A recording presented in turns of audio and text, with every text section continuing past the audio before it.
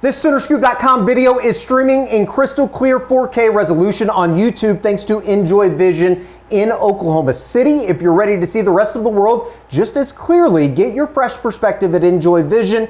Enjoy Vision. This is where Sooner Scoop LASIX. Hello and welcome back. Eddie Radosevich, George Stoya here. Welcome back, Georgie boy, all the way back from Maine, USA.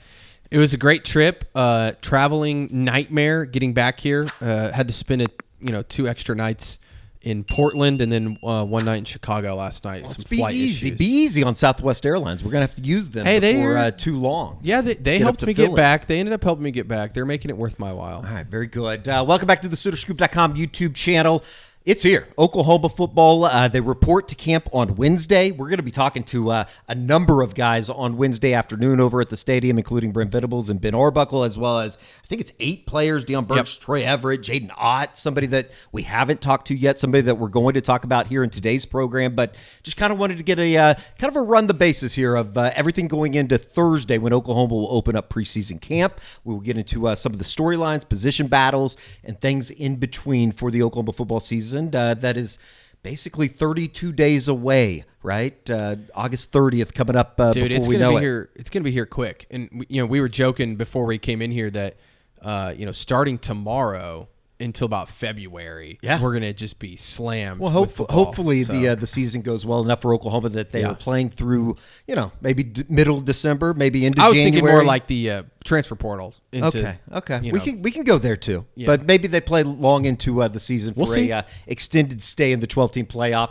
Before we hear from Brent Venables as well as Ben Arbuckle, some cleanup from the last couple weeks, SEC Media Today, as well as the coaches luncheon last week that we recapped with Josh. Let us tell you about our good friends over at Lucy, 100% pure nicotine, always tobacco free.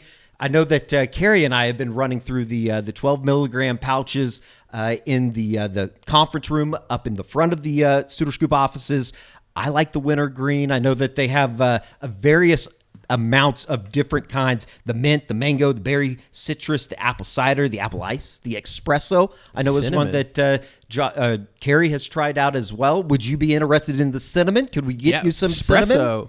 I like espresso. All right, very good. All you have to do, if you are so inclined and interested in getting your own Lucy, is go to lucy.co. That is Lucy, lucy.co/SoonerScoop, and use the promo code SoonerScoop to get 20% off your first order. Lucy has a 30-day refund policy if you change your mind, and we must tell you, Lucy products are only for adults of legal age, and every order is age verified. Warning, this product contains nicotine. Nicotine is an addictive chemical. Shout out to our friends over at Lucy. Really good stuff over there. All right, let's get into some of the stuff from the last couple weeks. I know that John Mateer, we've talked about him on this program, I think just about every show since he's arrived in Norman, right? What about some of the newcomers in terms of Jaden Knott? And I know that we talked about him last week and some of the things or I think it was coming out of SEC Media Day, some of the things that John Mateer talked about with Jaden Knott, but I think it's continuing to billow. Jaden Knott is joining John Mateer in that backfield this year. Yeah, the hype train is real for him as well. And we've talked a ton about Mateer, and it feels like every day the expectations get higher for him. But Jaden Knott is a guy that I think a lot of people also nationally believe can be one of the best running backs in the country, and he was at Cal. Before he got injured last year, and even last year he showed signs of being a great player when he was healthy. So I do think that here in Norman, everybody's kind of like, well, what's he look like? What's he going to be like? And I'm excited to get to talk to him tomorrow. Sure. I'm interested in his decision to transfer from Cal, and also he could have gone to the NFL draft last year. I think he probably would have been drafted, obviously not as high as he could be this next year, but also just his decision to jump in the portal and why Oklahoma. What it happened so quickly. I'd love to know that, but then I also want to go see him out in pads. What's he look like next to some of the other guys in that room? Obviously, we know a lot about Javonte Barnes, Xavier Robinson, Taylor Tatum, but what does Jaden Knott look like out there on the field? I'm very interested. The last time that you were here, we were coming back from Atlanta and wrapping up everything. You talked to Jim Nagy about Jaden Knott, and obviously I think it's been well documented his interest in Jaden Knott, maybe even before he entered the portal. He was somebody that they were targeting. If that were to happen, it certainly did. It's going to be interesting. And here is Brent Venables talking about Jaden Knott in Atlanta Atlanta, as well as Ben Arbuckle, his offensive coordinator, talking about Ott going into what should be an interesting season for Oklahoma. Yeah, great humility, tremendous work ethic. He's a people person. He's a little quiet, but he's connected well and is mature beyond his years, in my opinion. He's got the ability to carry a lot on his shoulders, and I'm off the field, on the field. He's got a wonderful family, really supportive. He chose to come to Oklahoma. He wanted to be pushed. He wanted to be challenged, and he wanted to be in an environment where, there's a lot of people moving in the same direction, where guys are ambitious and driven, and that's his testimony. And there's a lot more intense. The summer, the work that the player run practices, things of that nature, a lot more competitive and things like that, or things that he'll probably share with you when you get a chance to visit with him. He's a special kid, and he's a old, mature kid. He's played a lot of football. He's been in the game for a long time. The two biggest things that I've seen from Jaden this summer that he's been with us is this kid is intentional. He is intentional to his work, his teammates, and what it takes to be great, and he's diligent with it. He's diligent to every step of the process. And I believe you combine those two things to a unbelievably talented kid. That's how you get a really, really good football player, right? But he, much like John, he fit into the team and the locker room like seamlessly. He walked in, it's like he'd been here for 4 years, and I think that's one, a credit to the culture that we have in the locker room, but two, I think it talks about the type of kid he is and understanding like, hey, this is my last year to play football. I'm going to do everything I can to make sure that we're doing it right. But he, everything from the summer, he's fast, he's explosive, he's very sudden with his movements, can catch out of the backfield. He can do so many different things that allows you to really expand the versatility of your offense. And he's highly intelligent. Throw everything else, he is a highly intelligent football player because he's played so much ball. He's a great asset to our team as a player, as a human being, and we're really excited to have him, and I'm really excited for Sooner Nation to get to watch him play this fall. You're talking about a guy that was a first-team All-Pac-12 selection in 2023, obviously went through some of the injury problems a year ago. It's going to be important to keep him healthy, like everybody else on the football team going into August, into preseason camp. Maybe we've undervalued, though, just in terms of, and you hear Ben Arbuckle talking about, just his IQ for the level of the game. He's been around college football, much like John Mateer. I think it's been a seamless fit for both of those guys within the offense because they have gone through this. This isn't their first rodeo. Yeah, and I think, we've talked about it ad nauseum, just the, having somebody like John Mateer who's been in the system, I'm sure is going to help somebody like Jaden Knott who wasn't here in the spring, right? Wasn't able to go through some of that early period of installing this offense. But I think the thing that you glean the most from what Ben Arbuckle was just saying is he's extremely intelligent. He's somebody that I think is going to be able to pick up this offense. Like you said, he's played a lot of football. And so that's what I'm interested in. Like, how quickly can he get going? And maybe it takes a while, Eddie. Maybe this is a situation where we look up and maybe it's week 3 or 4 that Ott is finally starting to find his groove. I don't know. Maybe he goes out there and rushes for 200 yards against Michigan. Sure. I doubt that's going to happen. But I do think it could take some time for him to pick up this offense. But his dynamic ability, his explosiveness, his ability to play along somebody like John Mateer who can also run the football, I think gives this offense a lot of versatility in what they want to do. We'll have a little bit more on the guy that you just saw on the screen here in a second, and Elijah Thomas, and talking about some of the newcomers.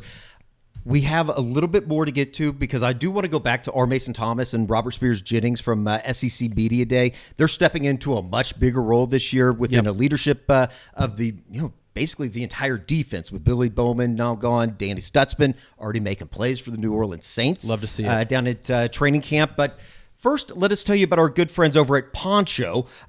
Due to the program here, but certainly something that I think Oklahoma fans are going to be interested in. You have the original, the Western, the ultralight, the denim. You can get them in 2 different fits, regular or slim. Probably not for me, the slim sort side of things. I'm going to be on the regular side of things, but it's lightweight. It breathes incredibly well, which is interested to me because you've been outside here. Welcome back to Oklahoma in this weather. It's absolutely miserable. The hidden zipper pocket you can put your phone in, which is kind of nice if you're going to be out That's at game day. I'm thinking game day stuff Yeah. for Oklahoma fans, or I even like those long sleeves. if anywhere. You Yeah. can go to the barbecue. You can go out to if you're just getting together with friends outdoors, right? Well, I know we have a lot of fishermen that watch this, and one of them is my father-in-law. This might be a good present for him. There you go. I think Aaron's father would like that. He quite a likes to bit. fish. He has a place up in Colorado. The best part about it is you can get them wet. They have the UPF 50 sun protection within the cloth, which is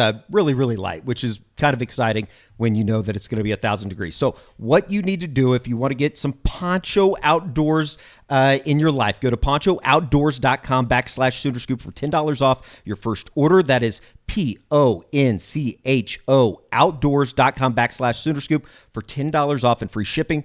Go try one out today. How about that?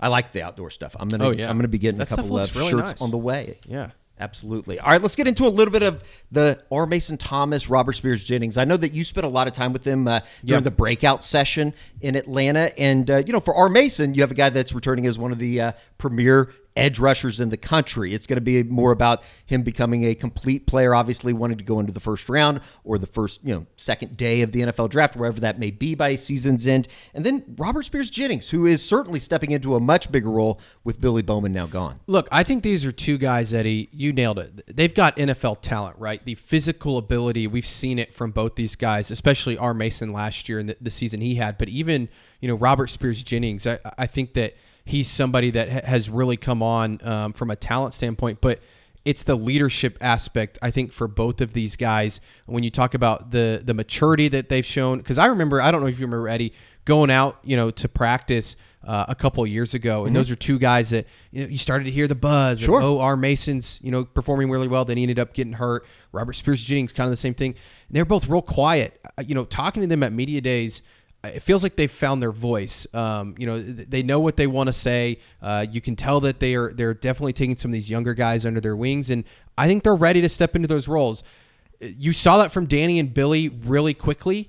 I think R. Mason and Robert kind of had to grow into it, but I do think that you feel good about both these guys kind of being the vocal leaders of that defense. Robert Spears Jennings always been somebody that is relatively quiet, but he did talk very about well kind of spoken. stepping into a bigger role, a much bigger communication role Yep. on the defensive side of the ball, especially there on the back end, as well as R. Mason Thomas a couple weeks ago in Atlanta, SEC Media Day. Yeah, I don't think we in a sense have pressure. Like, we know what the standard is, what the people in the team in the past have set. So I know if we can put our head down, we can work, focus on the journey and not the destination, we will be right where we want to be. Coach V, Coach Hall, and Coach Smitty, they have all advised me to be more vocal. So this summer, this spring, and this winter, I've tried my hardest and done my best at being a more vocal leader, and not just by leading by example. So I feel like me and a couple other guys have been doing that job very well. For me, as an outside linebacker, I bring, setting the edge, being that forefront, is big in the trenches in the SEC. So for us, like Dom Williams, Drayson Halton, like PJ, for us to be that unit we want to be, I think we all, including me, bring that violence, that leadership from a big guy standpoint, leading by example, because, when you talk, it's all talking till you go do it. So leading by example is a big thing for me. George, I think you had already gotten out of town. Were you a little surprised he didn't get much attention in the preseason All-SEC teams, talking about R. Mason Thomas? Definitely. In some of even the national defensive awards. Yeah, the Nagurski comes out on Tuesday. Kip Lewis was nominated or up for it, one of the 60 names that was involved with the Bronco Nagurski Award. Nobody from Oklahoma on the Outland Trophy watch list. It's watch list season. It is what it is. You go out and have a good season. All of a sudden, you're going to find your name on one of those lists by season's end. Yeah, and I think R. Mason knows he still has quite a bit to prove, but it is a little surprising because you look at his statistics last year and where they rank among some of the best in the country, and he's up there, top 10 in a lot of different categories. So I think he's still going to have a big year. I do think it's really interesting. Teams are going to key in on him. He was kind of an unknown last year and kind of burst onto the scenes. Now you've got all these teams that are going to prepare for him. And that's going to give somebody on the other side a huge opportunity, whoever that ends up being. I know Taylor Wine is somebody that you guys talked about, I think, on a previous show, while I was gone, and as well as PJ. Danny Okoye always gets a ton of buzz. Marvin Jones Jr. is one of the newcomers. So I think it's going to open up some possibilities for other guys. But you want to see that from R. Mason. Last year we saw it a lot at the end of games. Mm-hmm. That's great. Can he do it for all 4 quarters? I think that's something that he needs to show this year. That was something that he mentioned in Atlanta at SEC Media Day. I think he was talking about the LSU game, and I think it was coming from an LSU reporter just in terms of, you were fantastic in the second half. He said, well, I wasn't very good in the first half, and which some of that didn't see. And some of that, too, was OU was playing from behind a lot, and teams weren't throwing the ball. And when teams did throw the ball, he got after them. When they played with the lead, he was a monster. And that's what, again, you want to play complementary football. If the offense is good, it even does help, guys like R. Mason Thomas on the other side. Let's get into it. Let's get into some storylines. Oklahoma, as we said at the top, the players reporting on Wednesday. We're going to be talking to a bunch of them on Wednesday afternoon, but they'll be out on the field on Thursday. Practice begins in Norman. Let's start with newcomers. Obviously, we know a lot about John Mateer. It feels like he's been here for 3 or 4 years, the way that I think that we've talked about him on this program. Jaden Knott, we were just talking about. Elijah Thomas, another guy that, certainly coming in from the spring as a true freshman, he hit all the right notes for the coaches. He's somebody that, I tried to, and you can check out the article on Soonerscoop.com. It's a really good time to sign up. But he's somebody in terms of freshmen that I think can get on the field this year. He's maybe top of the list. Him and Michael Fasusi on the offensive side of the ball. And the reason for Elijah is he's just so explosive, and they need those type of players on offense. And you look, they brought in a lot of guys at receiver through the portal. There's going to be opportunity for guys to get onto the field. Other than Deion Burks, they don't have a ton of proven guys. And even Deion to an extent, right? Sure. I mean, he only played a little bit last year. So I think he's somebody that if he has a good fall camp, he could be somebody we're talking about a lot this year. Deion Burks, somebody that we're going to be talking to on Wednesday, or expected to talk to. And it's going to be interesting. Just being a couple months removed now, I know that he kind of said all the right things during the spring when he was going through it. Still a little bit limited. Kind of excited to see what him and John Mateer can be moving forward. You would expect maybe he's going to catch a couple touchdowns in your 70-point Illinois State game that you've predicted for Ben Arbuckle. I would not be shocked at all if he has a monster game. We shall see. Marvin Jones Jr., another guy that Oklahoma brought in out of the portal during the winter portion of the portal. He went through spring with Oklahoma. He could be one of those guys when you're talking about, taking up some of the what's being focused on with R. Mason. Who's going to be that guy that takes advantage on the other side of the defensive end group and the defensive line group that's been highly touted coming out of the spring? Yeah, and I think he's certainly a front runner to maybe be that starter, at least at the beginning of the season. There's been a lot of buzz about Taylor Wine. Mm-hmm. There's still a lot of hope for PJ Adebawore, as well as Danny Okoye, who seems to come up all the time. But Marvin Jones Jr. has done it at a high level. He started his career at Georgia, was considered one of, if not the best pass rusher coming out of high school a few years ago, and Oklahoma lost that battle to Georgia out of high school, and then he transfers to Florida State. Had a decent year last year. Florida State was just terrible. So it's like it's kind of like the same Kendall Daniels conversation. Like how much is on him versus, the program. Kendall did the same stuff with Oklahoma State. So, but I think he's going to play a lot. Either way, I don't know if he's going to start, but I think he's going to play a lot. He has a ton of experience in a group that really doesn't. You like him on paper a lot. Other than R. Mason, though, this group isn't a group that's played a ton of football for Oklahoma. Sure. So I think they're going to lean on Marvin Jones Jr. quite a bit. And then the other one, Eddie, you mentioned him, Kendall Daniels as well. They only took 2 defensive guys in the portal, and it was Kendall Daniels and Marvin Jones Jr. And we talked about it. Kendall's one of the best looking players on the field. Where are they going to play him? Inside linebacker, cheetah. I think they're going to probably play him at both, but I think both those guys are going to play a ton. And then you saw Cortland Guillory, the true freshman corner. Don't be surprised if he gets on the field some this fall and you hear some about him because, dealing with a couple injuries at corner, the depth there. They ended up not taking a guy in the portal. Don't be surprised if Guillory or one of these true freshmen end up getting some time. Well, let's kind of transfer over to the position battles because I think that let's just start at quarterback. We'll go the opposite way here. You talk about Cortland Guillory, obviously Gentry Williams. That's going to be the big talk, the big buzz going into the next 32 days. Stay healthy for the start of the season. Who else, though? Jacoby Johnson seems to be stepping into a much larger role this season. You have Eli Bowen in his situation. Is he going to be available at the beginning of preseason camp come Thursday?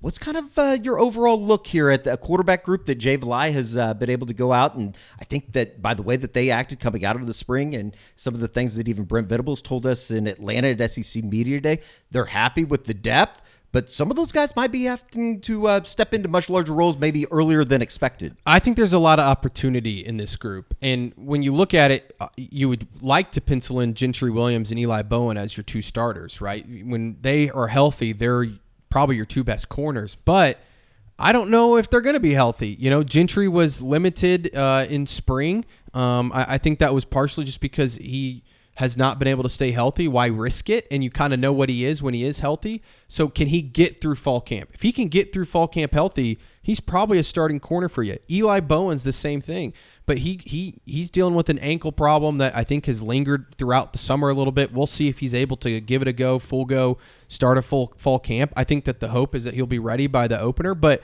this is a huge opportunity for some young guys. We mentioned Cortland Guillory. He's the true freshman that I like to single out, but I even think of Malik Hawkins, very intelligent player. Is he physically ready to play? I don't know, but I think that he's a really good football player. He's going to eventually play for him. Jacoby Johnson, you mentioned, he played a lot last year. I think he could be a star at corner. He's going to get a lot of run this fall. Jeremiah Newcomb, somebody we never talk about. Davon Jordan's also in that same category. Two guys that are now in their second year. Can they burst onto the scene?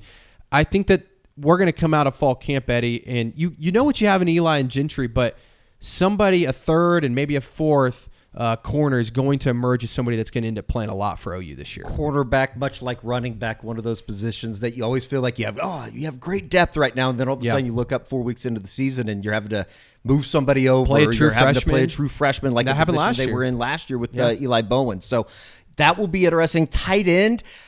Your guess is as good as ours. I think that, you feel a little bit better about the situation. I think that just from a outset point of, I think Ben Arbuckle is going to use them a lot better than they were using the tight end position a year ago. Yeah. You feel better about it, but what do you actually have in Will Huggins and Carson Kent? What do you have in a Jaron Kanek making the move over from the linebacker room, as well as, two incumbent guys or guys that are returning from last year's team in Cade McIntyre and Caden Helms? Yeah, it's a fascinating group because I think a lot of fans don't want to talk about it, and they're just like, just don't play a tight end. And I think there's a chance OU does some stuff where they're just not playing a tight end. But you look at the group, Will Huggins, huge guy. You see him there on the screen now. I mean, he's the big, 6'7", 250 pounds.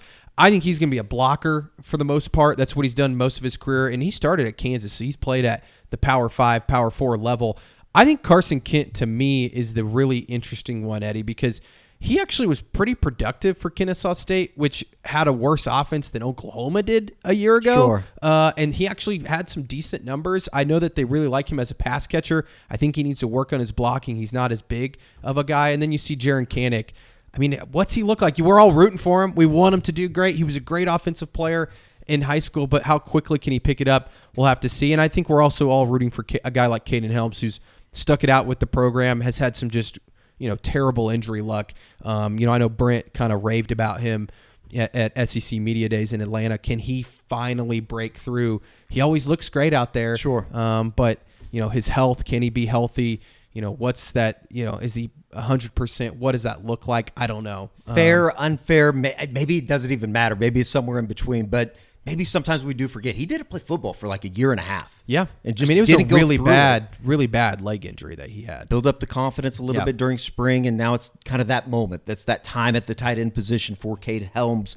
Offensive line. I feel like when you're talking about position battles going into the beginning of camp, this is a position that it really does feel like there are some battles that are going to be had going into the next 30-something days. I think you can argue all 5 positions are open. Like, I think that they kind of have an idea of who, some of their 5 are. Like, I think that you can pencil in Troy Everett is going to get, on the first day of camp, he's going to be running with the first team at center. But I know they really like Jake Michaela, who they brought in from Stanford in the spring portal. Could he push Troy Everett? Could he be somebody that comes in and maybe surprises some people? You'd like to pencil in Derek Simmons at right tackle, the transfer from Western Carolina. He got a lot of those first-team reps back in the spring, but with Logan Howland coming back, is he playing left tackle? Is he playing right tackle? What does that mean for Jacob Sexton? Is he going to play guard? Is he going to play tackle? Michael Fasusi, maybe the biggest story of fall camp. Can he push his way into being a starting role? How quickly can he get acclimated to playing at this level of football? Or is this something that, kind of like the Caden Green situation a few years ago where halfway through the season he's thrown into the fire? The offensive line is the biggest question mark of all, right, Eddie? Because last year, a big part of the problems, OU had a lot of problems on offense. But they definitely... Interesting. Is that documented? I think the number one problem was probably the offensive line in a lot of ways. Sure. That was a constant issue. They need to figure that out this year. You feel like they have more depth. You feel like they have more talent. It's going to be fascinating to see how quickly can Bill Beatenbow get this group to mesh, find his best five. Last year, we were thinking about this earlier, it was in fall camp. They started having guys go down left and right with injuries, and that just kind of rolled over into the season, and that really hurt them. They can't have that this year. Michigan comes to town week 2. They got to have this thing figured out. So I think the offensive line, there's like 9 guys that you could convince me end up starting for this group. That's kind of one of the sub storylines going into preseason camp is what you just mentioned. You don't have a whole lot of time. You got to kind of figure this thing out by September 13th when Michigan comes to town, or September 6th when Michigan comes to town for the week 2 game. And by the way, I don't know if anybody's been looking at tickets for the OU Michigan game. I haven't looked at them. It's insane. Like we're talking like lowest number right now is like $400 right now. I need to tell my dad that. So you need to, if you need tickets, you probably want to jump on that. All right, last but not least, you mentioned the injuries a year ago. They were kind of, I think, littered with injuries throughout the spring. There was a number of guys that were held out that you felt like, all right, if there was a game tomorrow, maybe you'd be able to play. They were limited, though. You put out the list. It's a lengthy list. Heath Ozida, Logan Howland, both had the labrum situations. Darius Avalava, the true freshman, had the knee. Came in with that, yeah. Came in with it. Just needed to get that constructed coming in from Utah, from high school. Jaden Gibson, obviously, his story's kind of been documented with the knee injury, the patellar tendon at the beginning of last year that kind of springboarded everything into the chaos that was. Giovanni Gibson, obviously, coming out of the spring with the broken leg at the end of spring camp.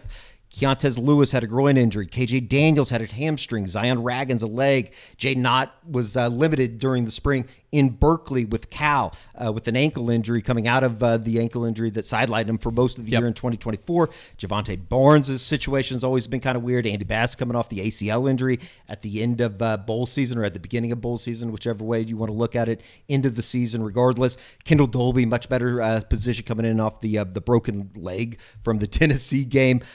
Eli Bowen, Peyton Bowen, they were kind of nursing injuries throughout. Those are both going to be guys that we're definitely interested to see what Brent Venables has to say on Wednesday. And then Jaden Jackson and Gentry Williams both had injuries during the spring that kept them limited as well.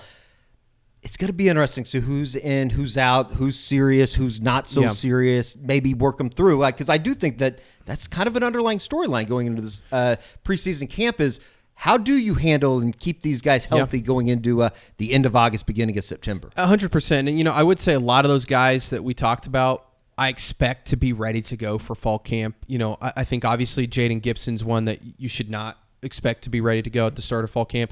Giovanni Gibson, I think, will be out there in shorts and maybe running around a little bit, but he's probably not going to be full go. That's something that you want to give some time to. But, some of these other guys, Jaden Knott, I expect him to be full go. Kendall Dolby, he was somebody that I didn't expect to see out there in spring. He's out there doing drills.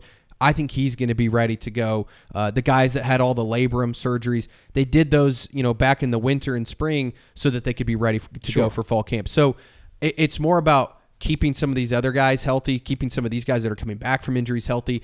And I said it earlier, and you said it, Jaden Gibson blew out his knee. I think it was the second day of fall camp last year, and everything just went downhill after that. They had a ton of injuries during fall camp. I'm curious to see, does Brent Venables change up what they're doing in practice, or was it just a one-off fluke situation? Look, and I want to say this too, Eddie, there's going to be an injury. There's probably going to be multiple injuries during fall camp. It happens to every team across the country. Don't panic. I think Oklahoma needs a limit in them this year, though. And I wonder, does that mean that practice looks different this year? I know that Brent kind of talked about how they took a different approach to spring. They held a lot of guys out in the spring to try and limit some of those injuries. I'm interested. Do they do the same thing for fall camp? It's kind of a tease, but it's kind of here, right? Yeah. Football is upon us. Wednesday, the team reports. We will talk to Brent Venables as well as Ben Arbuckle on Wednesday boarding. Recap everything here on the SoonerScoop.com YouTube channel, as well as a number of players going into, I think, what is going to amount to be basically a media day for Oklahoma before they start preseason practice on Thursday. I can't believe it's here. It's kind of fun. I'm excited. I'm pumped, man.